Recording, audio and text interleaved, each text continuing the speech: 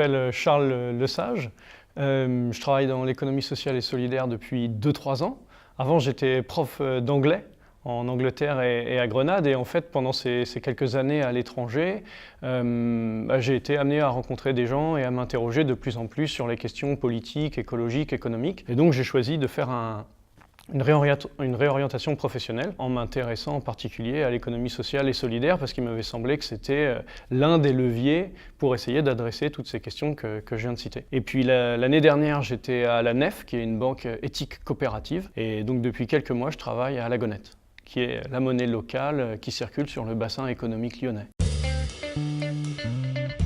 Ce qui m'intéresse particulièrement dans les monnaies, dans les questions monétaires, c'est que la monnaie est un outil transversal et qui me semble pouvoir être au service de nombreux enjeux, tant liés à l'agriculture qu'à l'énergie, qu'au social, au mal logement, à l'alimentation. Et c'est ça qui m'intéresse dans la monnaie.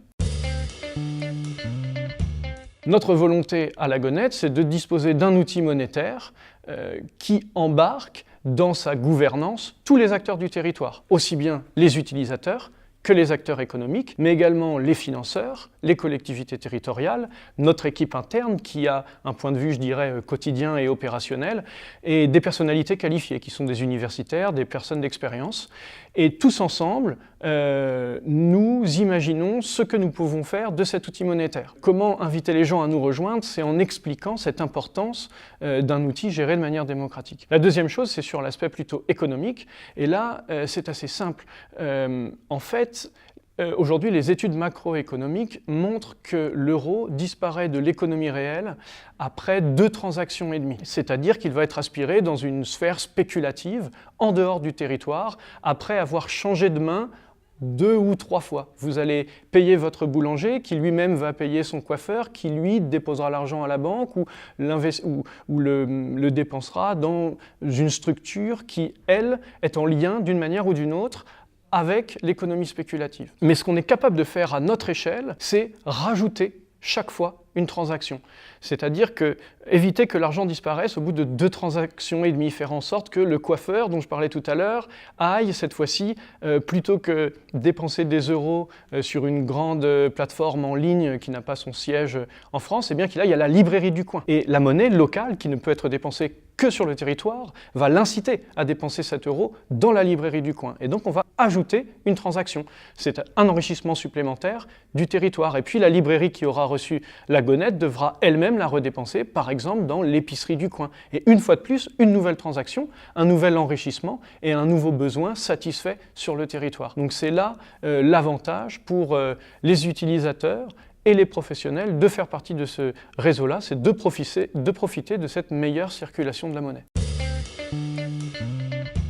Je dresse un parallèle avec l'entrepreneuriat social en général, d'un côté, et l'économie sociale et solidaire de l'autre. L'ESS va chercher à répondre à des besoins sociaux, écologiques, d'une certaine manière, et notamment en réinterrogeant la logique de marché et la logique capitaliste. Une association n'a pas de logique capitaliste, une coopérative n'est pas une société de capitaux, c'est une société de personnes, les mutuelles également, et donc il y a une remise en cause de l'économie capitaliste qui apparaît dans l'ESS et qui n'apparaît pas dans l'entrepreneuriat social. L'entrepreneuriat social donc, ne remet pas en cause le fondement d'une économie capitaliste, pour autant, ou plutôt c'est ce qui lui permet, à l'inverse de l'économie sociale et solidaire, notamment dans sa partie associative la plus militante, de discuter avec tous les acteurs.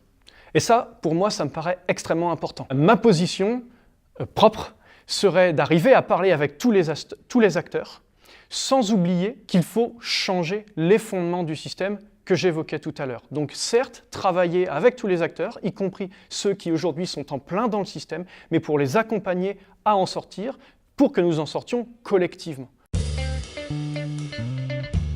Alors un premier levier, c'est le soutien au niveau national. Parce qu'aujourd'hui, l'économie sociale et solidaire reste un sous-genre de l'économie, alors qu'elle représente 10% de l'emploi et 10% du PIB, ou en tout cas quelque chose dans ces eaux-là. Il est temps qu'au niveau national, les acteurs se décident à en faire le fer de lance du développement économique en France. Ça, c'est une première chose. Je pense que On pourrait dire la même chose pour les collectivités territoriales. Encore une fois, les médias, je les évoquais dans la promotion des monnaies locales, ils peuvent également être présents dans la promotion de l'économie sociale et solidaire, sensibiliser le grand public à ces questions-là. La finance solidaire, également, est un levier majeur du développement de l'économie sociale et solidaire. Aujourd'hui, on a 0,23% de l'épargne des Français qui est collectée en faveur de la finance solidaire et de l'économie sociale et solidaire. Finansol, qui est l'acteur fédérateur, s'est fixé un objectif de 1% à 2025, je crois. Donc encourager la finance solidaire est également un moyen d'encourager la transition écologique, sociale et l'économie sociale et solidaire dans son ensemble. Alors une première limite, c'est l'acception en France qui est basée sur les statuts. Si bien qu'on a pu avoir des auteurs spécialistes de la question comme Mathieu Elie, intitulant leur livre « L'ESS n'existe pas ».